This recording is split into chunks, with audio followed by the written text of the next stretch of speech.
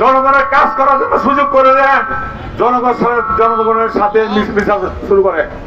জনগণের সকল ক্ষমতার উৎস। আজকে আমি এখানে না আসতে পারতাম, আমি এখানে কম্বল বিতরণের আয়োজন করতে পারতাম।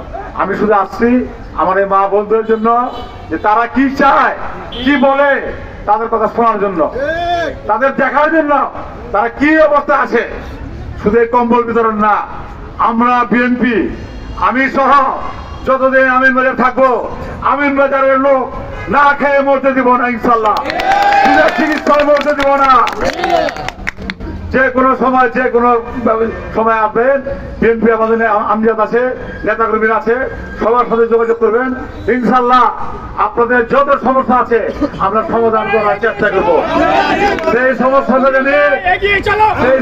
যদি বৈধ হয়, অবৈধ কোনো সমস্যা হলে আমাদের কাছে আসবেন না। অবৈধ কাজে আমরা থাকবো না। বৈধ সমস্যা নিয়ে আসবেন, বৈধ কাজ নিয়ে আসবেন, আপনাদের কাজ আমরা করে দেবো ইনশাল্লাহ।